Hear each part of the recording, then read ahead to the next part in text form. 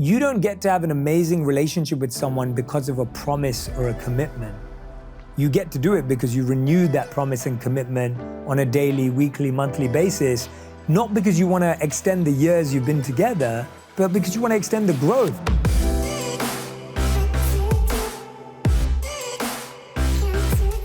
Hey everyone, welcome back to Awkward Therapy, Taboo Topics, Uncomfortable Conversations. We don't even have a name yet, but we just know that we're doing something that's uncomfortable, awkward, and difficult. But I'm doing it with my dear friend, Lewis Howes, who I admire, I learn so much from, who we have these fascinating conversations with every month for hours and hours and hours. And we find it really useful to go back and forth and just dissect a topic. So today's topic is something that I think's gonna interest a lot of people because we're trying to ask questions that we all have in our heads, but no one ever says out loud because it's scary. It's scary. It's hard to talk about. It's controversial. Especially if you're in a relationship. Today's one is a scary one to ask.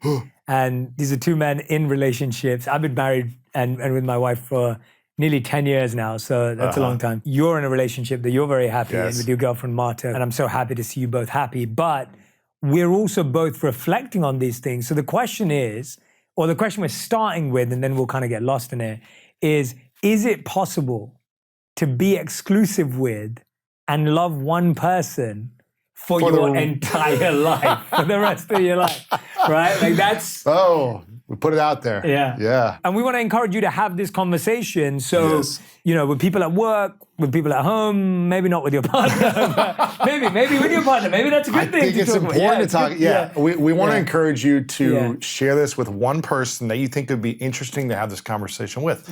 Maybe that is your partner, a friend, or whatever. Maybe your parents. And listen to this, share this conversation with one person and set a time to have a discussion about what you heard, what you liked, maybe what you didn't like from this conversation, and share with us in the comments below in this channel what was the most interesting thing or what you'd add to this. I think that'd be useful for people. Yeah, I love that. And by the way, the reason why this is called Awkward Therapy is both me and Lewis, not therapists, we're trying to figure life out, and we believe that having open and honest conversations help us do that because you get to hear things from another perspective and you get to just think about something for a lot longer than like the second you make decisions. So anyway, I mean, let's dive in. I think... So what's the answer? Can you do it? I first think of when we grew up, we watched a lot of movies that would portray this fantasy or this ideal, let's call it, that you find the prince or the princess, you marry, and it's happily ever after. And then in the real world, things happen. People move town, you get an opportunity for work somewhere, you have to do long distance and there's challenges. There was a breakup that someone had and they're still lingering in the new conversation or they're talking to their ex or things just happen in life. Or you're just on Instagram and you get distracted by, and you think that everyone else is better than the relationship you have. There's all these shiny opportunities, right? Or these different people that could bring you more joy or love than in the current relationship. And you and I both have friends that are in, let's call it open relationships. I guess you call it polyamory, right? Where they have multiple partners, or you have one main partner and you have multiple relationships.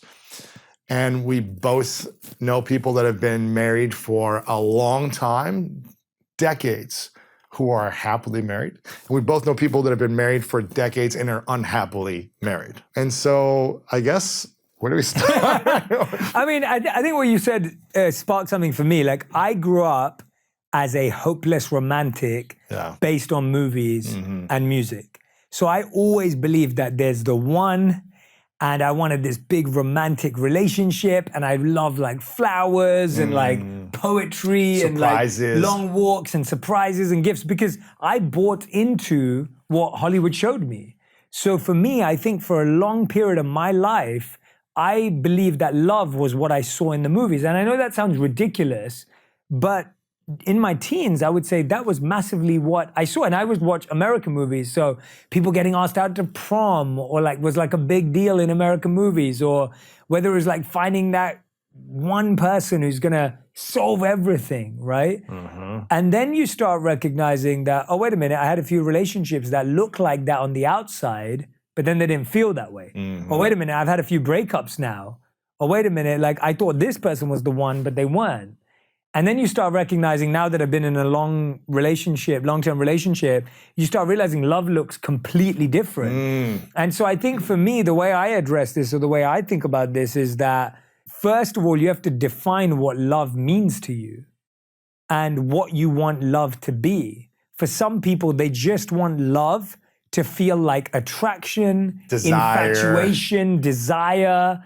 And if that's how you define love, chances are you're going to want a new person every month or every year. Because desire, or that type of chemical desire, explosiveness, fades eventually. The studies show that too. And I'm not saying that you can't have desire for someone. I know one couple has been married for like 30 years and they would still say they have that. And I love that. I think the desire, there's different levels of desire. There's like a conscious, healthy desire where you admire, respect, you're inspired by, and that creates that chemistry and that, whether you want to call it sexual desire or whatever desire you create in your intimacy in a relationship. But the explosive, like unhealthy desire, I feel like only comes when you're kind of trauma bonding each other like early on, right? You see something and you're like, I want that, but then there was never like a foundation of values, what you really want in your life together, agreements, this conscious conversation around being a couple. Yes. And I would say one thing you said, which was really interesting to me, because I think it's another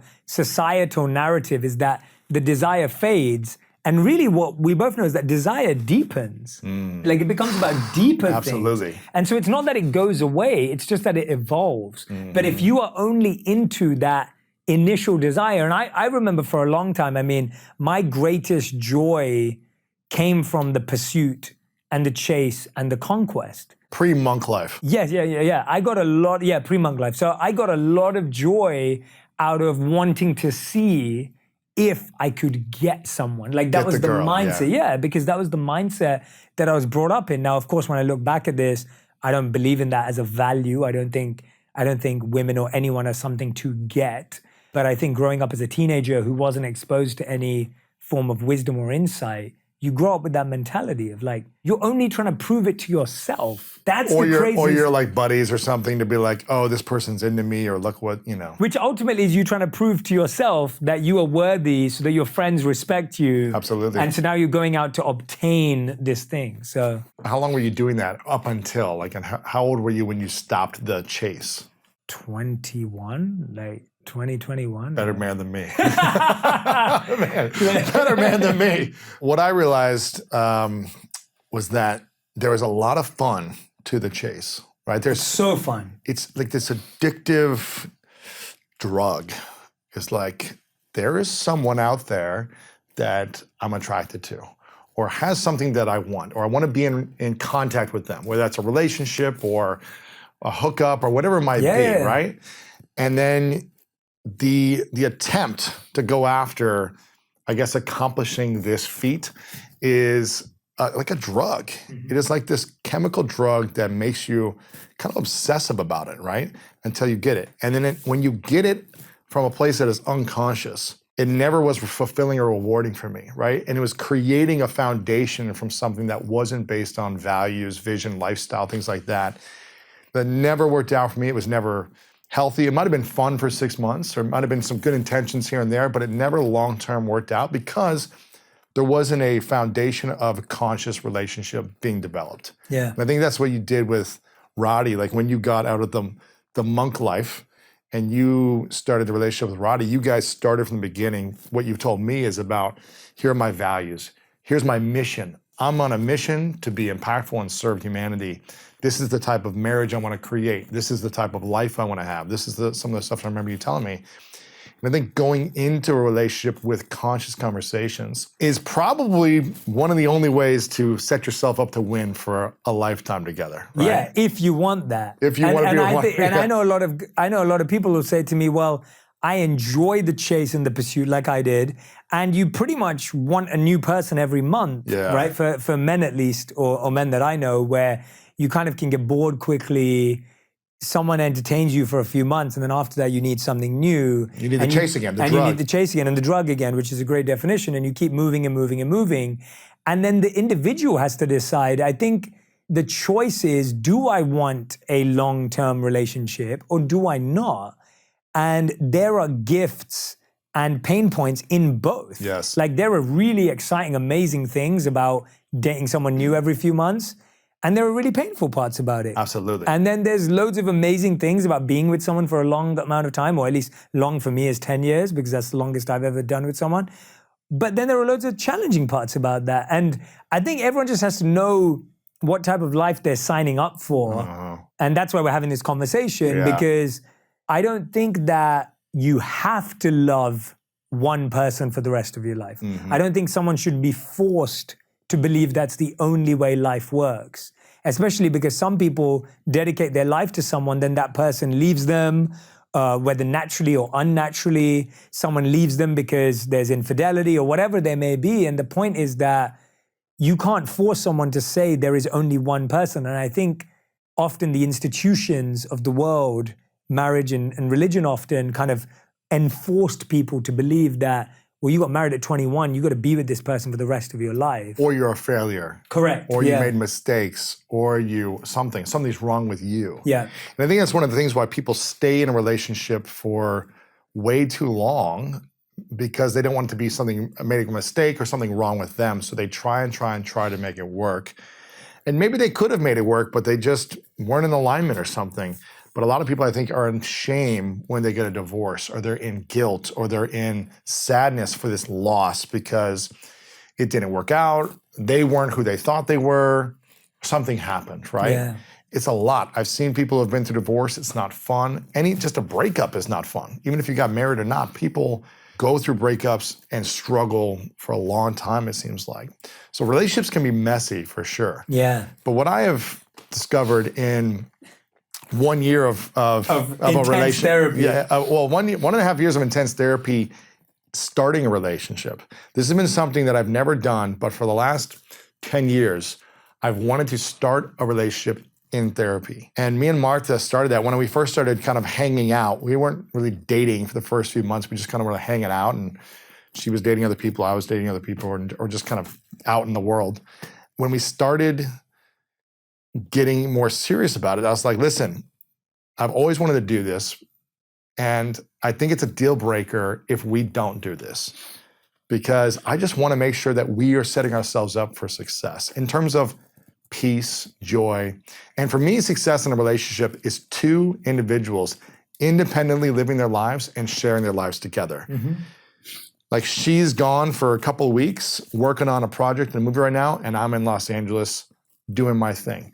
I know with you and your wife, she might be gone or you might be traveling, and sometimes you're doing it together and sometimes apart. And having the freedom and flexibility to be yourself and also be in the relationship. I think that's, for me, what is success at this season of my life. Maybe in 10 years, it'll look like something different. Yeah, and I think that's the point, right? Like, seeing life as seasons, because you have to ask the question, like, why do we think, or why have you in this season decided to be exclusive to one person? And I think often we do that subconsciously. I don't think everyone intentionally thinks, I feel I'm ready for a long-term relationship now. I don't think we do that. I think we assume that at one point you're meant to kind of get into one and settle down, rather than the conscious choice. Or you're consciously avoiding that. Yes. And you're going, no. The last thing I want to do is get married or settle down or be in a long-term relationship. And so for me, it's like everyone has to sit there and look in the mirror and go, why do I want either right now? What serves me?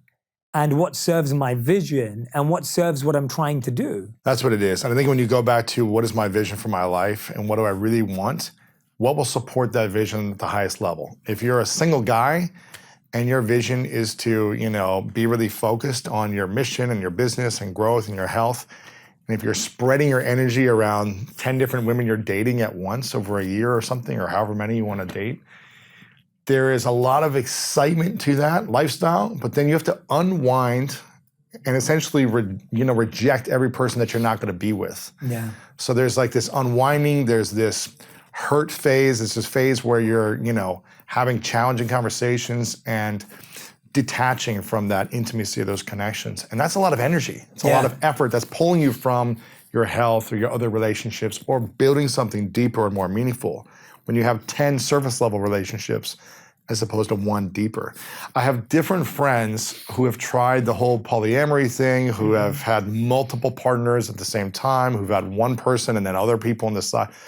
And I've never met one man who has successfully, had peace in their life, let's say, consistently over years doing that. There might be a year or two where it seems manageable. Yeah. But then it's like, there's always a breakdown. Yeah, I've coached people and worked with people in that space, and I've just found that it's hard enough dealing with one person's emotions than to deal with two. And this is what we do as humans, which I find really interesting, is that we make everything extreme. So we're so scared of codependency. So therefore we go to polyamory. Because we're like, I don't want to be dependent on one person. So instead of figuring out the trauma as to why I become codependent, and instead of purifying and figuring out what it is that makes me codependent, I just believe that an external shell of being in a polyamorous relationship will solve that. That's often the mindset of people that I've met. I'm not saying that that's the only reason. I'm not saying that, please, haters in the comments and the trolls, like,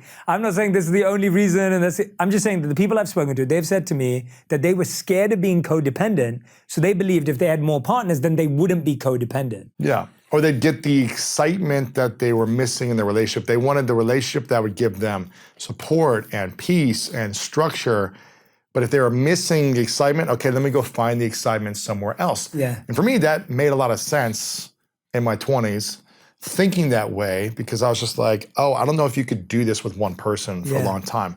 That was probably one of my biggest fears, that I would be in love with someone or love someone consciously, but that sexual desire, that exciting feeling that happens in the first, 3 to 6, 9 months, I wouldn't have with a person once I was married with them, when I'd feel trapped. And I had to really heal a lot of things from childhood that built that script or narrative to realize that it's possible with conscious effort to create connection, chemistry, desire with one person, if they're the right person in alignment, also doing the conscious work. And that's where I said, like, I need to start therapy so that we have agreements so I can feel peaceful to be myself, my full expression, and dive into the relationship with curiosity and fun and excitement and desire in the relationship.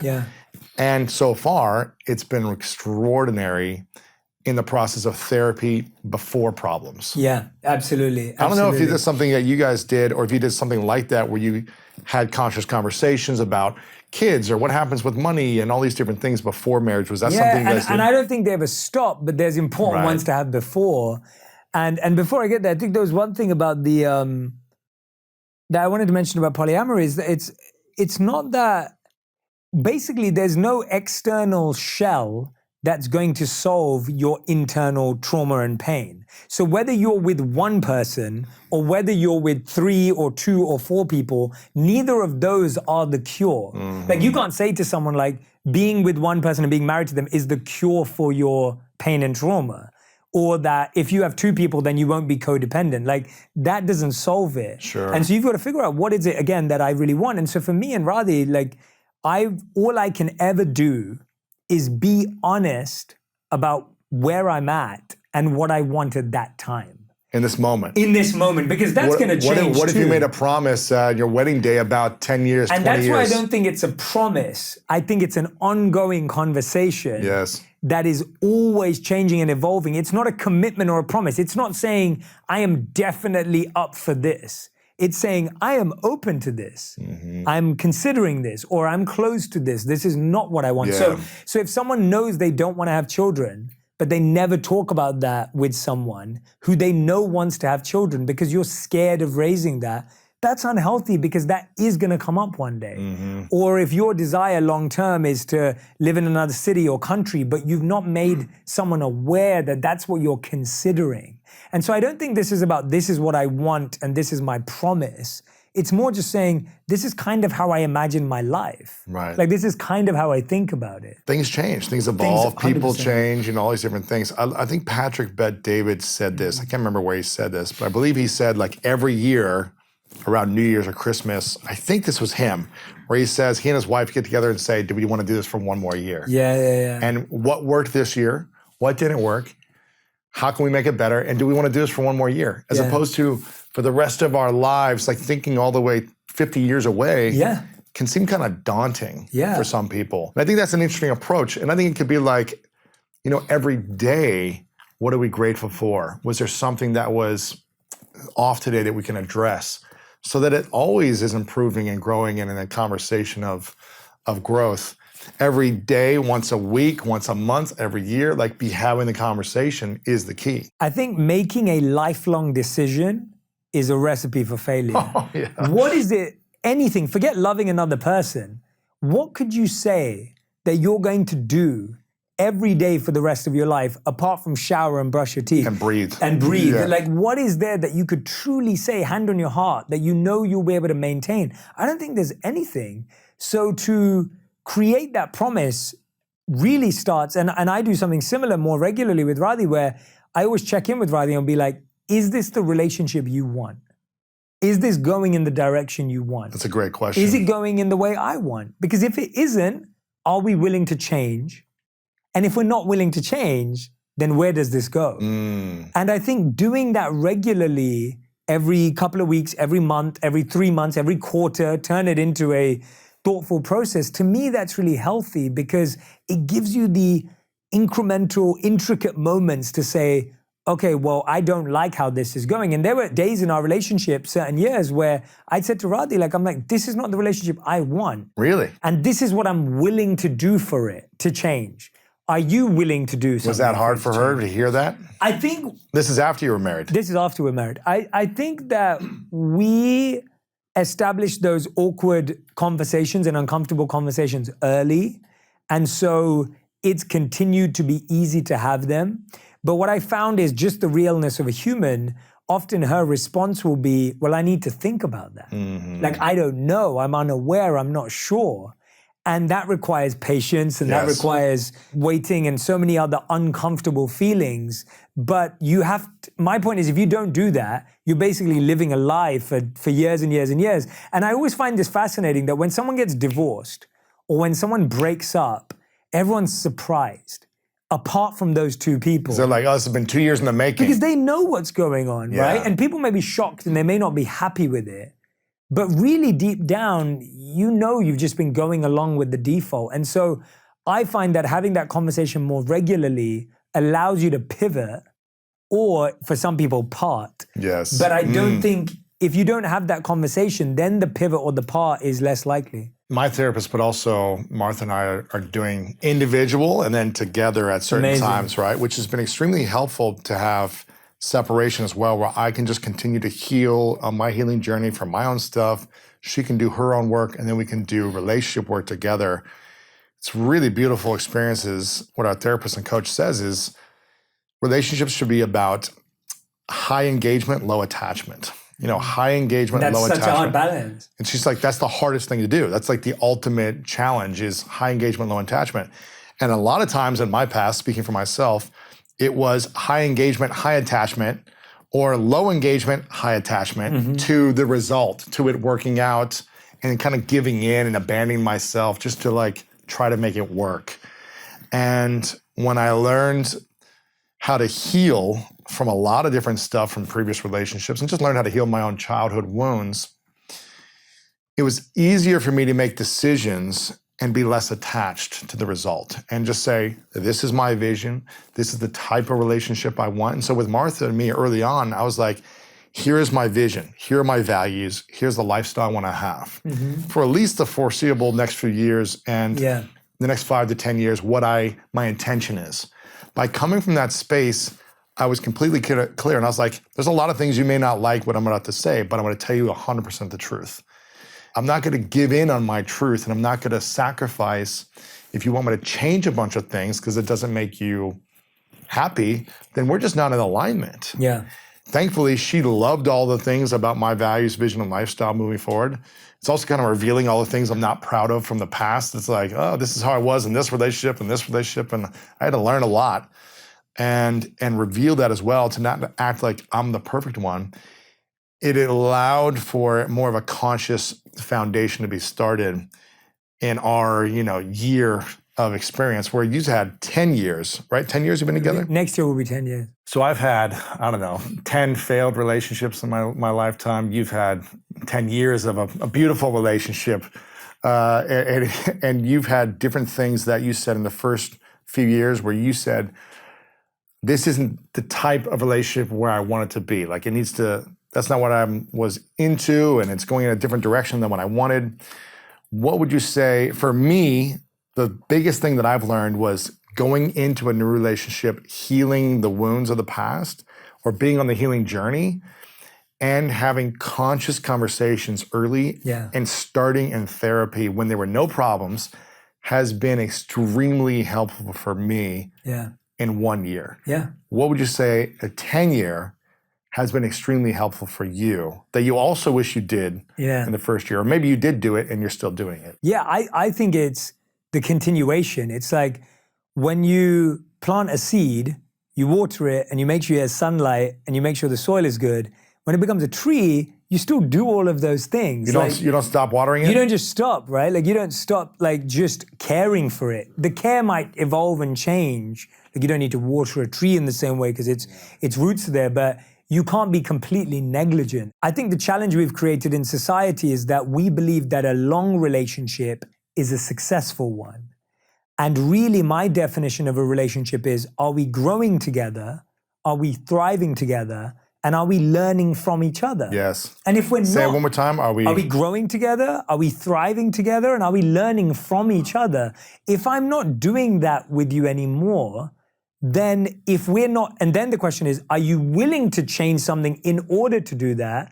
And if you're not, and I think you have to be, I think the challenge is, and I've heard you talk about this, I think the challenge is no matter how long a relationship gets, you have to be open to the fact that you could get to a point with someone where there's no more growth, no more learning, and no more thriving. And that's that low attachment. Yes. Is recognizing that just as in a business relationship, you wouldn't stay in business with someone if you weren't growing together, you weren't thriving together, and you weren't learning together. Yeah, and you want to keep your business open if you were in the negative year after year, you weren't having fun, you didn't see opportunities for growth, you were in an industry that was eliminating year after year, you'd be like, okay, maybe this had its season. Correct. And it's time to find a new business to work in. Correct. Now, I'm just not saying you need to say, well, maybe this person's had its season or this and this, but going back to the original conversation, can you be with one person for the rest of your life? Can you love one person for the rest of your life?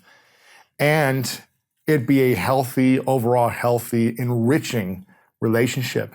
And again, I think about a successful relationship where each individual is putting 100% into their own personal development and growth and mission, and putting 100% into making the relationship healthy, conscious, joyful. And that takes a lot of individual work. Yeah. 100% on each individual to want to grow and develop. Yeah. And if not, then there's going to be challenges. Yeah. And I think there's something that Esther Perel said, probably on both of our shows, which is there's a love story and there's a life story. And there's a lot of people you can have a love story with, right? Where you could fall in love with or date and have these romantic nights and these adventures, but they may not be part of your life story. So powerful. They may not have your values, your vision, the lifestyle you want to have in your life.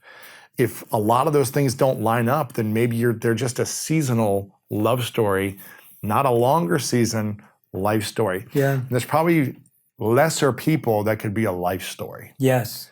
Yeah. And so I don't think that there's one person that you could be with for the rest of your life, because, again, something could happen in a partnership where if someone leaves this world, then you just gonna say, for the rest of my life, I'm not going to be in another relationship. Like there might be a situation, or if the relationship has just had its season. I agree. And the person's not willing to keep working and investing in it, it's like, that's tough. And I just think that's okay. And you're in therapy and they're just like, no, I just don't care about the relationship anymore. So the other person's supposed to stay attached and give 100% when the other person's giving 0% for year and year and year. I don't think that's the type of life that we were designed to live. Yes. Just to show up because we made this a commitment to an attachment, I guess. But that's controversial to say. Because when you make a commitment to marriage, we should try, the intention should be to stay married. Mm-hmm. That should be the intention. But if one person is unwilling to, and they keep breaking their commitments, and they're not willing to get back on track, or they do things over and over that are hurtful, and they don't apologize and take responsibility, they don't take accountability, I don't think over a period of time, someone needs to abandon themselves to be taken advantage of and abused and used, and someone breaking their promise and their commitments. Of course not. And that's one of the biggest issues with setting a commitment at an early stage in life, when we're immature. When we're like 18, 21. When you don't even know yourself and you make these massive promises. And I go back to that, like, where else in your life do you make a decision for the rest of your life? To it for 50, 60, 70 years. And so if you do want that with someone, make sure that you are checking in regularly, that you're renewing that, like you're reconnecting with each other regularly, because you don't get to have an amazing relationship with someone because of a promise or a commitment. You get to do it because you renew that promise and commitment on a daily, weekly, monthly basis, not because you want to extend the years you've been together, but because you want to extend the growth. And so for me, I think I agree with you that no one should feel forced. And really what marriage is, or what exclusivity is, or what commitment is we're going to try to grow together continuously. And I would rather choose to grow with you than to grow in many different ways. Yeah, and it's a conscious choice. And I think, listen, neither of us have kids yet. Yeah. And so I can already see all the comments of people saying, well, wait till you have kids, and you don't know what it's like when you have kids. You have to sacrifice and give up so much. And I think that's a great excuse for people, and I think it's a valid excuse, but I think it's an excuse that holds people back as well. And I know a lot of married people with kids who are thriving, who are having fun every day or consistently, who are enjoying their lives, who live independently in the marriage as well and have their own time and flexibility, trust, all those things. And year after year, they thrive with kids. Mm-hmm. So again, there are going to be more and more challenges, and that's why it's important for each individual to do the work consistently, independent of the relationship, to just become better humans, more emotionally evolved, emotionally intelligent, work on healing. Whatever is triggering you, work on that healing journey so that you're not as reactive with your partner or life. Yeah. You're not bringing baggage to the relationship. You're more having a conscious conversation in the relationship. Yeah. Like you said, when we make those decisions at 21, or whenever. Or just early. Even at 30 or even at 40. Like. I was telling Martha this the other day. I was like, I don't know if I would have gotten married. There's no way I'd be in a relationship if I got married at 25, 27, 29. There's just no way, because I've had to go through so much inner challenges to overcome in the last decade alone, that just now at 39, do I feel like I finally figured out how to have peace inside consistently. Yeah. I would have messed up any relationship without knowing the tools on how to just navigate. And it doesn't mean I'm going to be perfect in this relationship for the rest of my life or whatever, but I'm probably going to make mistakes, but I feel like I have a better awareness of self. Yeah. At 25, 27, 30, it's like, that's hard. I don't know how you did it 10 years ago. Yeah, I mean, nearly 10 years. It was next year will be 10 years. But you had 4 years of monk training where you were just... well, there's a bit of everything, right? Like there was some maturity, but now when I look back, I go, there was also parts of it that were luck. And when I say luck, I mean universal divine intervention. And like, I was fortunate that it was Radhi. There were lots of parts of it where it was like, actually, I wasn't as mature as I thought, but it somehow happened that we were compatible too. Right. And there's she was healthy in a certain ways that supported it. Correct. And there's a lot of fortune in that too. Like, I don't think it's not fair for me to say that it was all didactic and perfectly like masterminded because I was so advanced. That's not true. I think there was some maturity, but there was also a lot of immaturity, but that got balanced out by some of her gifts. And I think the point is that you just can't ever be scared to look in the mirror. You can't be scared to ask those questions. You can't ever stop doing that, because that's where it all goes wrong. I think that I have grown more significantly being committed to one woman than I would have if I wasn't. So that's my perception. If you would have been single for the last 10 years. Correct. And say single or having different surface level relationships, not being committed to one person. For 10 years, where would you be in your life right now? If you could just hypothetically. Yeah, and I don't think it's an external success or metric of some sort of financial or, physical situation. It's more that I believe that being in a committed relationship has taught me skills and qualities that I wouldn't have if I wasn't. So I'll give an example. Tell me one or two, yeah. One of my favorite ones is the ability to self-validate. As opposed to the other person giving you validation. Correct. Yeah. So I believe that if I was single for the past 10 years, I would have used other people to validate myself, because I would have been able to go to different people for different forms of validation. Someone telling me, Jay, you're this, you're that, whatever it is. When you're committed to one person, chances are they don't validate you sometimes, well, at least in my case. And that trained me in the ability to go inward and validate myself for what I care about myself. Yeah, and I'm assuming Roddy's not intentionally not validating you, but you're just in life and conversation and, you wanted something, but maybe she wasn't being aware of it or whatever, right? Yeah, the point is you don't get to just solve it by going and finding it somewhere else. Of course. And so I think that's what I mean, that a lot of the time when you don't get what you want from one person, you can just go find a fix somewhere Absolutely. else. But that stops you from growing in doing it for yourself. So that's one of the big ones. Yeah. Another one that I would say that I only got through being in a committed relationship was the recognition that effort and contribution to a relationship was not always visible. So what I mean by that is, often in a relationship, we think of the breadwinner or the person who pays the bills as being the way someone contributes. Or if someone cleans and cooks, that's the way someone contributes. When you get into a relationship for a long time, you start to realize there are emotional contributions to a relationship. Absolutely. There are spiritual contributions to a relationship, which you don't get to see when your relationship is purely physical. Right. And so now when I look at relationships, I'm like, wow, Radhi is contributing to this relationship, of course, financially in that, but also in this spiritual and emotional way. Yes. And in my limited understanding, if I was just moving around, I wouldn't know if that was even possible. So I think, those are just a couple. There's so many. But I believe that I have grown more and learned more about myself than I would have if I wasn't. Because I think I would have found a quick fix for most of my problems. Oh, everything. If it was like, if I was just jumping from relationship to relationship or just dating and not actually being committed to anyone, when there was a moment of anything getting hard, you just be like, I don't want to deal with this. I'm going to go to the next person and have fun and just make it light and make it interesting and go after the chase and get that high again.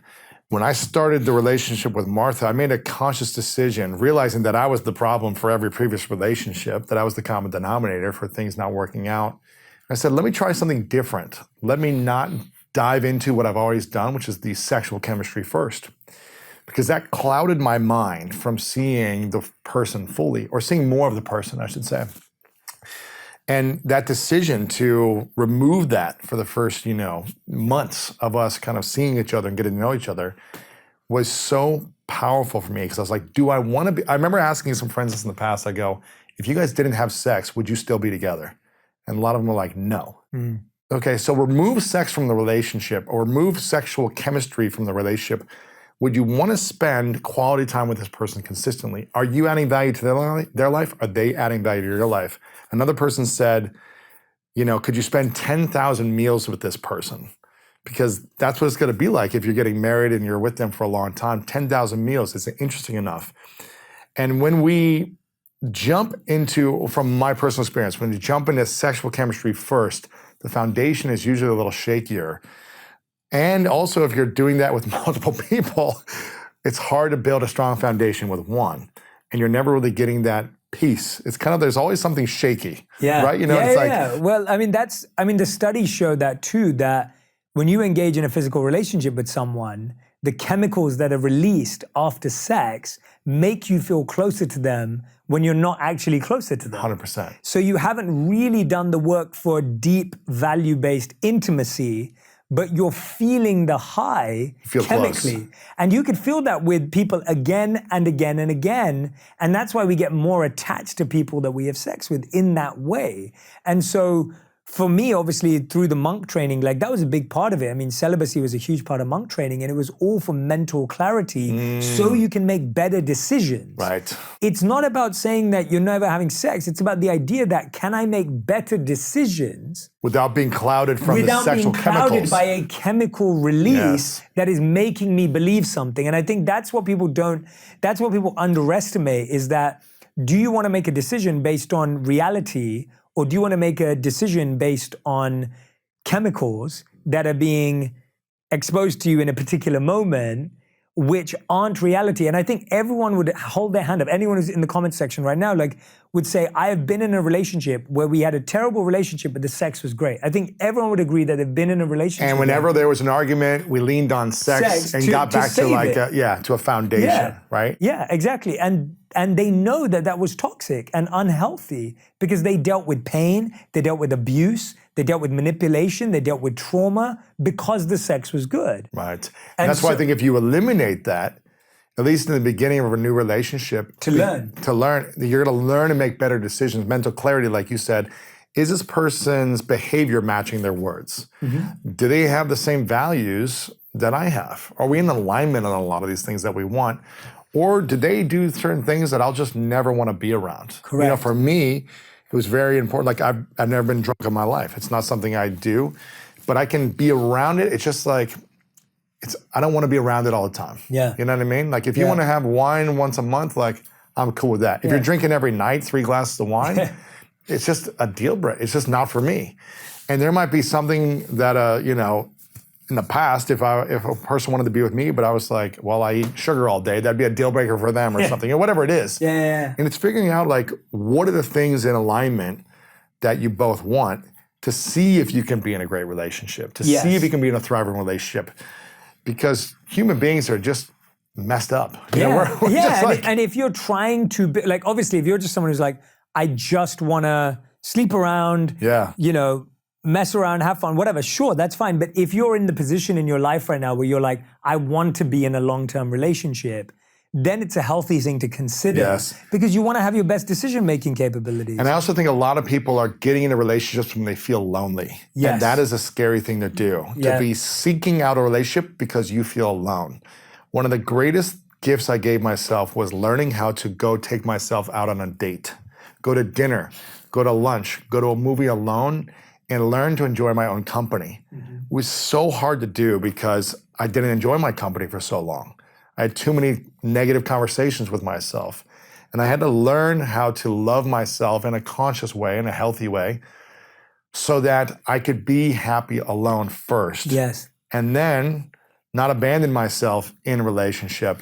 And it's like when I was like, God, I don't want to be in a relationship, that's when Martha showed up. I was like, you know, I'm good. I'm like so happy alone. I love my life.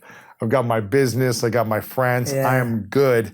That's when she came in. I was like, damn it, I don't want to be around you right now, but I can do it because I have low attachment from the beginning, and I don't need this to make me happy. Yes. I think a lot of people get into relationships because they need that to make them feel complete, happy, and I think that's also a foundation of struggle when we come from that space. Yeah. The reason why what you said is so important is that doesn't stop when you move in with someone. So I think we feel that, and I think this is a pressure that's created in relationships, especially in the early days where people expect to spend all their time together.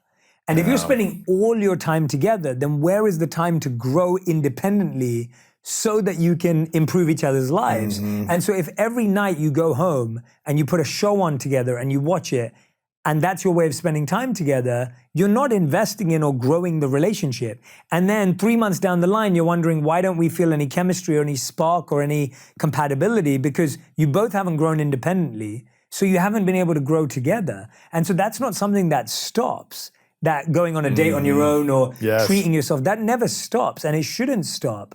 And I think one of the biggest challenges is that people say, oh, well, if you don't want to spend time with me if we're together, then that means there's something wrong. And so there's this insecurity that if you don't want to spend every moment with me, then you don't think I'm good enough. Or if you don't text me every single moment when we're not apart, when we're apart, my gosh, that means that you don't love me. Bring me back flashbacks now. Yeah, and it's like, and when you live in that, it's like, well, wait a minute, you've missed the point that if they're always with you, then they can't bring anything to you. Yeah, right? I've heard a couple different people talk about this concept. I think Esther Perel was one of them, and then Rob Bell talks about the space in between the time you're together is where the love deepens. It's like you can deepen it when you have space apart from each other, and you can miss each other. You can think about the conversation you had. You can think about the activities, the games you were playing, the intimacy, those conversations, those moments. It's the space in between that creates more harmony. I think Yo-Yo Ma talks about like harmony is in between the notes, right? It's like beautiful. It's the same thing with connection and love. You know, if I spent every moment with you, I might be like, I need some more time apart. But it's because I only see you once every couple of weeks or once a month, I get so excited about that time together, right? Yeah. Not that I wouldn't want to see you every day, but you know what I mean? It's like having time to be an independent human being, doing your activities, doing the things you love, will, I think, support you in staying together longer. Yeah. And the couples that you know and that I know that have been together for 20, 30, 40 years, at least a lot of them, I feel like, have that one day a week where they're with their friends, have that time where they go on a trip alone or with other people in their life. They learn other activities, they go to workshops together, but also alone on things that they can add value to the relationship and to themselves. Feel independent, but also be committed. Yeah. And I think that is a huge thing to set yourself up to be a healthy, conscious, thriving relationship long term. Yeah. If you choose to be with one person. If you choose to be with one person, there's a couple of things you have to think about. The first is, what do you actually enjoy to do together? So Radhi and I discovered that going out to dinner was okay. Watching a movie together was okay. But what we really loved was experiences. What we really loved was doing activities together. What we really loved was going to workshops together. So whether it was a cooking class, or whether it was pottery, or whether it was trekking with gorillas that we just did right now, or whether it was going on a hike together, like it was doing something active together. And, you know, even in our relationship as friends, like we were talking about this, like when we set our values for this fitness, fun, fitness, and friendship, and we've decided that we want to make sure that we are going out for dinner, but we also want to play some sports. So we've been playing pickleball together, or our version of pickleball that we invented. We're going on hikes, we're doing different things, activities together. Yeah, and like that's what we've realized we like to do. And I think that's a really important thing, that if you want to be with someone long term, you have to figure out what you want to do together. And then going even a step further, if you're really going to be with someone long term, your relationship has to have a purpose beyond each other. Yeah. The goal of your relationship can't be, how do we stay together? Like the goal of the relationship is, how do we serve together? How do we give together? How do we help our community together? Like couples who have that ability to expand their radius of care and compassion, that's what ultimately goes to that stage. Couples that stay together, serve together. Yeah. I think that's a great thing. You know, I think in the fitness community, they're like families that work out together, stay together type of thing. But I think couples that stay together are the ones that are serving together. And I know you talk about this, and I know this is going to be in your next book as well, this kind of concept of the different levels of relationship of, okay, you're in the getting to know dating stage, then you're in the commitment stage, then you're in marriage stage, and then it's like, what is the next stage? It's being in service. It's figuring out ways to serve your family, your friends, your community in the ways that make sense for you. That's what's going to keep people together long term. And I think when we stop serving the relationship and we stop serving others around the relationship, it's probably going to have more challenges. Yeah. Yeah. You know, maybe you can make it last and maybe you have some good times, but I feel like you're going to have more challenges to overcome, which is going to make you say, one person's not for me. Like this relationship's not working. I need a different relationship. Yeah. And maybe that's true. Maybe that relationship wasn't supposed to last. But I think I'm so excited for your next book because I've been getting the behind the scenes from you on it, but I feel like you're going to give people this foundation of how to set yourself up at the different stages of a committed relationship. And I don't think there's anything wrong with being single and dating. Not at all. Dating lots of people. I know a guy right now, he's single and he's going on dates every week with different people, taking people out to dinner and having interesting conversations. And what Matthew Hussey says, our friend, is kind of like eliminating people that aren't the one for them right now. Yeah. It's like, I got to go meet a bunch of people, have experiences to see who I, don't want to be with as well. And I think there's a season for that. And I think when we get into relationship, we just need to be conscious of, why am I getting this relationship? Am I dependent on this to make me happy? If so, I just think that's going to be a recipe for failure. But being conscious about entering a relationship and conscious about growing a relationship. Yeah. There's so much you learn when you're single, and there's so much you learn when you're in a relationship. Yeah. And that's actually the question. How do I want to learn right now?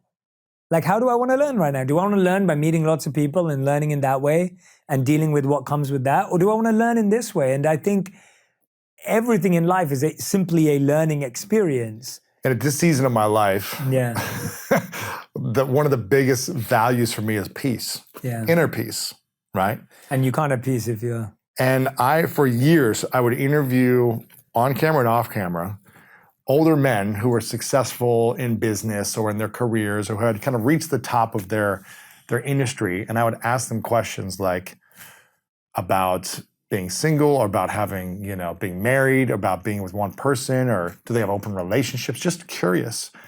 And there was not one man who was like 50, 60, 70 years old who was peaceful and fulfilled with multiple women at the same time, or kind of trying to manage that, that energy.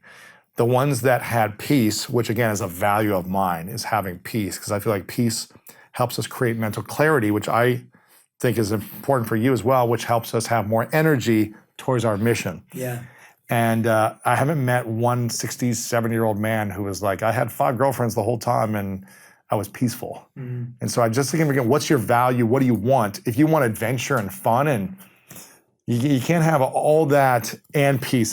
There's going to be some letting go. So I really like, and this has been my biggest takeaway from today, is that you brought it back to values. If your value is experimentation and freedom from commitment, then that's a beautiful life. And I'm not saying you should do either or. It's all based on your values. Absolutely. And you just said your value is peace. My value is purpose. I want to be committed to my purpose. And I had a really open and honest conversation with a friend recently. He asked me a question. He said, Jay, how do you deal with temptation and desire and everything else? And we had a really honest, vulnerable conversation, man to man. And I said to him that for me, one of my biggest values in life is history and loyalty. I like long-term friendships, because then you can look back and look at how far you've come. That's cool. And you can't do that from short-term desire. You can't do that. Yeah. I like loyalty. I love the idea of you've been loyal to a friend, a person, a partner, and you can look back at what you've been through. That's cool. And so when I look at my life, I love that me and you have memories from being in New York together, being in LA together, doing a project together. And in my romantic relationship, it's the same thing. It's like, I've been with this woman when I had nothing, when I was broke. Pretty cool. When I was at I cool. value that, right? And someone may say, Jay, that's still soft. I don't value that at all.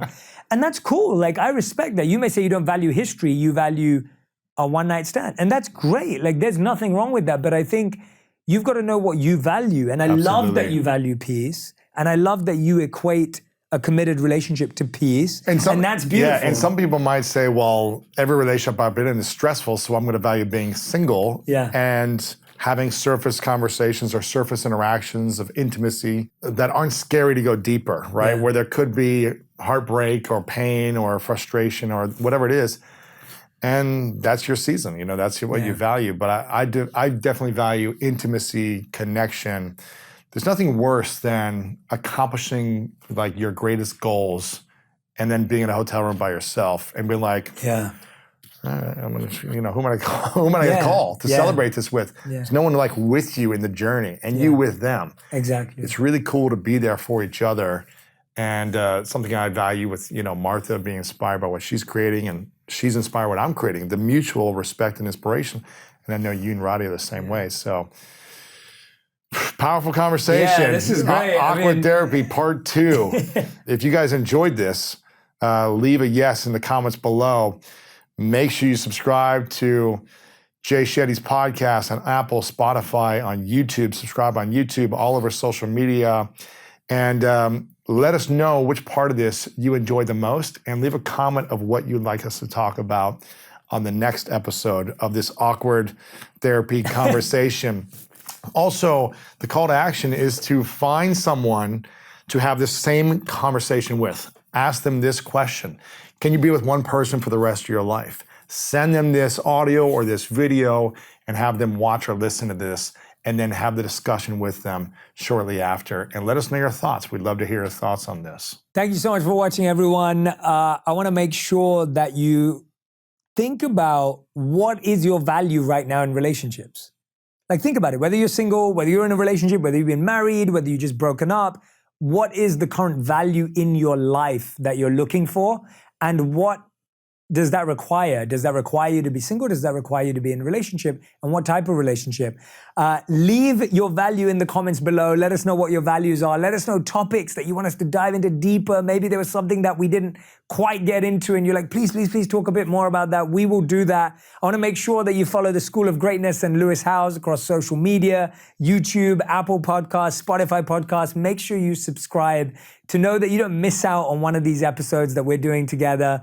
We're so grateful to have you. Make sure that you go and find someone to share this conversation with and have your awkward conversation of your own. Like, we want you to get awkward. Yes. So thank you for listening and watching us today, and we'll see you on the next one. If you want even more videos just like this one, make sure you subscribe and click on the boxes over here. I'm also excited to let you know that you can now get my book, Think Like a Monk, from thinklikeamonkbook.com. Check below in the description to make sure you order today.